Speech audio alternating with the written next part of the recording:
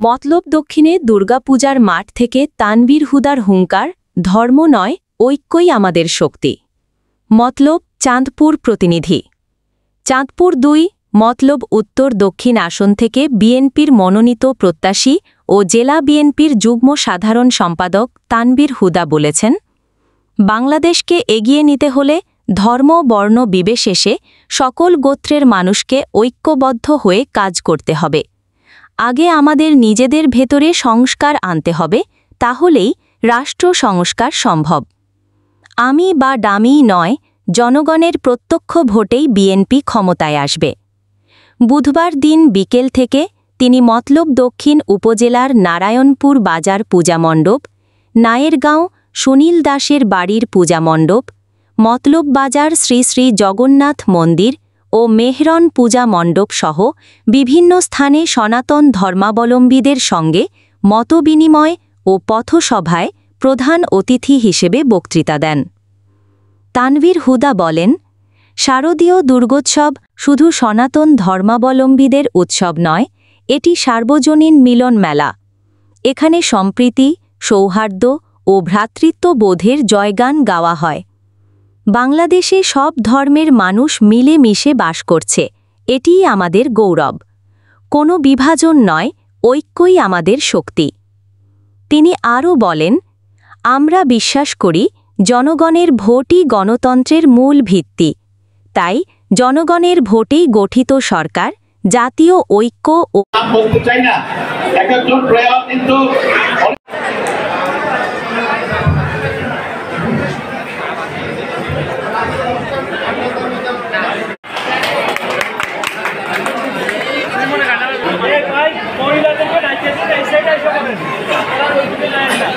আমি অনুরোধ করব, আমাদের মহান নেতা এখানে উপস্থিত হয়েছেন, ওনাকে স্বাগত জানানোর জন্য সবাই উলুধ্বনি দিবেন, জয়ের ধ্বনি দিবেন।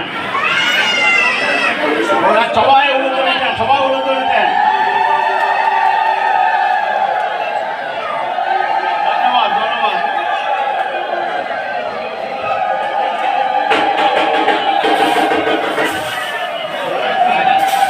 আপনাদের সকলকে ধন্যবাদ। অনেক সনাতন ধর্মের মা বোনেরা বিপুল সংখ্যক এখানে উপস্থিত আছে, মুরব্বীরা আছেন, ভাইয়েরা আছেন, আমার বিভিন্ন সিনিয়র পর্যায়ের নেতৃবৃন্দ আছেন, আমার সাথে এলাকাবাসী। আপনাদের সকলকে শারদীয় দুর্গাপূজা উপলক্ষে আমার পক্ষ থেকে, আমার দল বাংলাদেশ জাতীয়তাবাদী দল এবং আমাদের নেতা তারেক রহমান সাহেবের পক্ষ থেকে শারদীয় শুভেচ্ছা এবং অভিনন্দন জানাচ্ছি। সর্বপ্রথম আমি আপনাদের কাছ থেকে ক্ষমা চেয়ে নিচ্ছি। আপনারা এখানে আপনাদের পূজা উদযাপন করছিলেন, আনন্দ করছিলেন, গান বাজনা হচ্ছিল, আমরা আসার কারণে আপনাদের একটু ব্যাঘাত হয়েছে এবং এটা অনেক সময় আমরা নেতা হিসেবে যথেষ্ট বিব্রত বোধ করি, কিন্তু রাজনৈতিক কারণে দলের কথা নিয়ে, সমাজের কথা নিয়ে আমাদের আসতে হয়। এজন্য আপনাদের কিছুটা বিঘ্ন ঘটায় আমি আপনাদের কাছ থেকে আমাদের পক্ষ থেকে ক্ষমা চেয়ে নিচ্ছি, তবে আমি খুব বেশি সময় নিব না। তো প্রথমত হচ্ছে কি কারণে আমাদের আসা। একটা কথা, আমি সম্ভবত গতকালকে আমরা প্রায় মতলব উত্তরে 14টা পূজা মণ্ডপে গিয়েছিলাম। মতলব দক্ষিণে উপজেলায় পূজা মণ্ডপগুলি পরিদর্শন করে এটাই সর্বশেষ যেহেতু, তার মানে এখানে যা বক্তব্য দিব, তার আগে যে বক্তব্য দিয়েছিলাম ওখানে একটা কথা বলছিলাম, আমাদের মধ্যে একটা প্রচলন আছে, বিশেষ করে এই দুর্গাপূজাটা আসলে, যে আমরা মন্দির বা এই উদযাপনকে পাহারা দিব। এই শব্দটার সাথে আমি খুব বেশি একমত না। এটা আমার পছন্দের একটা শব্দ না। কেন পাহারা দিতে হবে? আমরা বিশ্বাস করি আমরা তো সকলে বাংলাদেশি, আমাদের পরিচয়টা একটা, আমরা বাংলাদেশি। এবং আমরা বাংলাদেশি যদি হয়ে থাকি তাহলে আমাদের ধর্ম, আমি মুসলমান, আমাদের ঈদ যখন হয়, খ্রিস্টান যারা বড়দিন হয়, আমাদের হিন্দু ভাই বোনদের যখন পূজার সময় আসে, যার যার মতো করে তারা ধর্ম, তাদের ধর্মীয় উদযাপন তারা করবে। আমরা যারা আছি তারা আপনাদের সাথে আনন্দ ভাগাভাগি করতে আসবে। আপনাদের উৎসব যেটা থাকে সেটা অংশীদার হতে আসবে। পাহারা দেওয়ার শব্দটা আমার খুব পছন্দের না। আমরা এসেছি আপনাদের সাথে আনন্দ ভাগাভাগি করে নিতে, আমরা এসেছি আপনাদের সাথে অংশীদার হতে, আমরা এসেছি আমাদের দল, আমাদের নেতা তারেক রহমান সাহেবের সালাম পৌঁছাইতে, ওনার অভিনন্দন শুভেচ্ছা পৌঁছাইতে।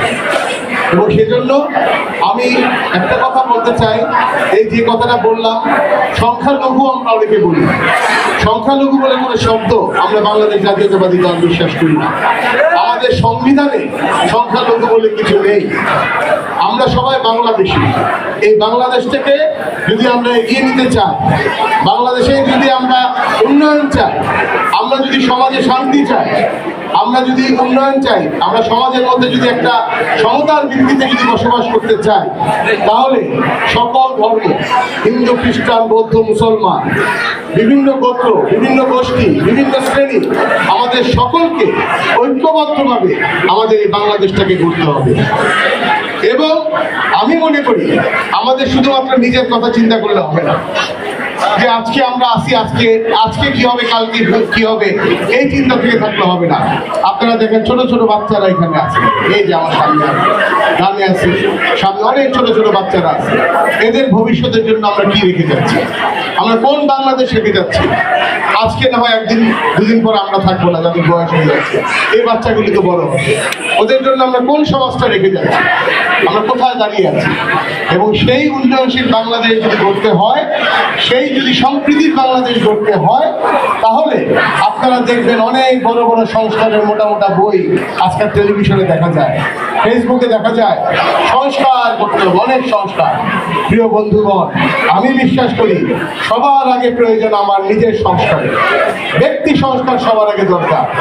আমরা যদি নিজেদের সংস্কার না করতে পারি, এই বই পুস্তক দিয়ে কোনো পরিবর্তন আসবে না। সুতরাং আমি আপনাদেরকে আহ্বান জানাবো, আমি অত্যন্ত ক্ষুদ্র একজন মানুষ, আপনাদের সঙ্গে কথা বলার সুযোগ পেয়েছি, যে আমরা নিজেদেরকে পরিবর্তন করি আগে। নিজেদের পরিবর্তনটা করার জন্য সে মানসিকতাটা দরকার। যদি করতে পারি, তাহলে এই সমাজ বদলাবে, এই দেশ বদলাবে, বাংলাদেশ এগিয়ে যাবে তার অভীষ্ট লক্ষ্যে। প্রিয় বন্ধুগণ, বাংলাদেশ জাতীয়তাবাদী দল, সামনে নির্বাচন আসছে, আপনারা জানেন ফেব্রুয়ারি মাসে নির্বাচন হওয়ার কথা। আমাদের নেতা তারেক রহমান সাহেব বলেছেন, জনগণের আস্থা অর্জন করতে হবে, জনগণের ভালোবাসা অর্জন করতে হবে। আস্থা এবং ভালোবাসা অর্জন করার জন্য জনগণের দুয়ারে দুয়ারে যেতে হবে, ঘরে ঘরে যেতে হবে, প্রত্যেকের কাছে যেতে হবে। সেই জনগণের কাছে যাওয়া একটি প্রক্রিয়ার অংশ হচ্ছে যে আজকে আমরা আপনাদের কাছে আসলাম। আপনাদের আস্থা অর্জন করতে চাই আমরা চাই না ভবিষ্যৎ বাংলাদেশে কেউ কাউকে পাহারা দিবে। আমরা চাই না আগামী বছর আমরা যে যার মতো আমাদের আনন্দ করব, এবং আপনারাও আসবেন, আমরাও আসবো, আনন্দ ভাগাভাগি করতে। এই সংস্কৃতি থেকে আমরা মুক্তি চাই।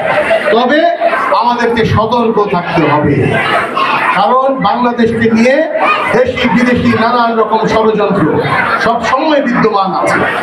এই দেশকে কিভাবে একটি মৌলবাদী দেশ বানানো যায়, বিভিন্ন ঘটনা ঘটিয়ে মৌলবাদী দেশ বানানোর মাধ্যমে বিদেশি শক্তি কিভাবে বাংলাদেশের ঘাড়ে চেপে বসতে পারে, এই ষড়যন্ত্র সব সময় বিদ্যমান।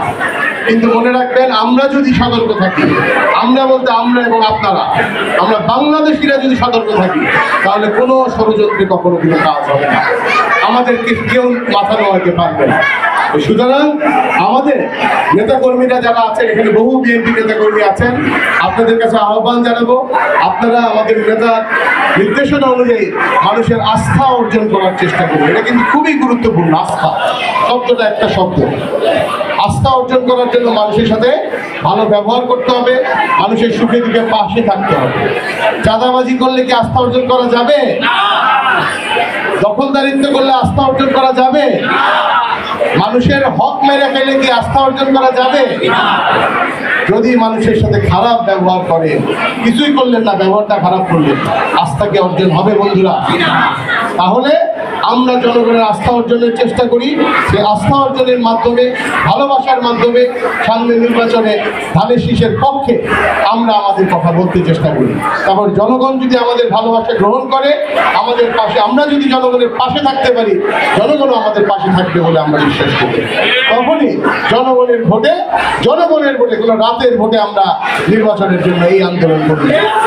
জনগণের ভোটে আমরা ইনশাআল্লাহ সামনে নির্বাচনে বাংলাদেশ জাতীয়তাবাদী দল সরকার গঠন করবে এবং আপনাদের অনেকের কাছে 31 দফার একটা লিফলেট আমরা পৌঁছে দেওয়ার চেষ্টা করছি।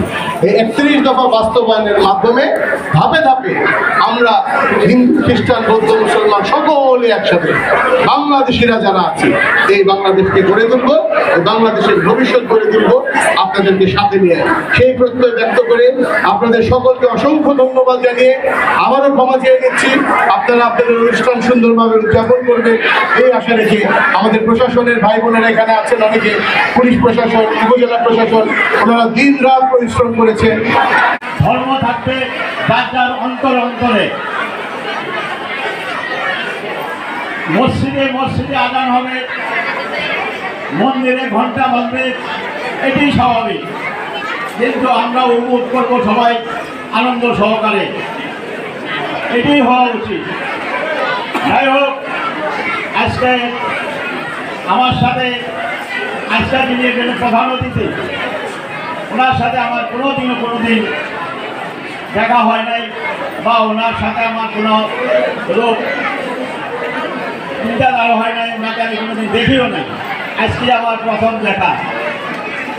আমি একজন রাজনীতিবিদ ছিলাম। আমি ওনার বাবা নুরুল সাহেব, ওনার সাথে আমার খুব ভালো সম্পর্ক ছিল। উনি একদম সুদক্ষ বক্তব্য উনি দিতেন।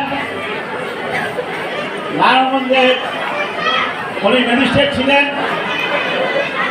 উপলক্ষে আমাদের এলাকার অনেকেরই মতলব দক্ষিণ এবং উত্তরের অনেকেরই উনি তখন ম্যাজিস্ট্রেট থাকাকালীন অনেক সাহায্য সহযোগিতা করেছিলেন।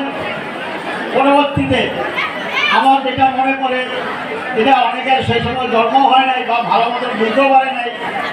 উনি নির্বাচন করতে আসছে 17 থেকে। উনি আপনার শেখাসন মাঠে বিশাল পরিবেশে প্রথম একটা বক্তব্য রাখলেন উনি, যে এতদিন আপনাদের কাছে আপনাদেরকে আমি বিভিন্ন উপায়ে বিভিন্নভাবে আপনাদের গেছেন, যতটুকু পারছি আমি উপকার করেছি, আমি জানিয়ে দিয়েছি। এখন আসছি আপনাদের কাছে, আপনারা এই নির্বাচন মাঝে আপনাদের মাঝে আসছি আমি, আপনারা আমাকে জামিন দিবেন কিনা বলেন। আমি আপনাদের কাছে জামিন চাই।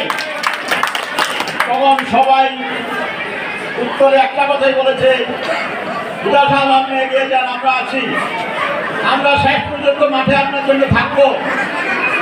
আমি আজকে প্রমাণ পালাম। তখন মেরোডানার মতো কথা বলছে সেই নুরুল সাহেব, আজকে ওনার সন্তান, উনি আমাকে কাকা বলে সম্বোধন করেছে, আমি ওনার কাকা। আজকে ওনার ম্যারাথনের খেলা আপনারা দেখেছেন।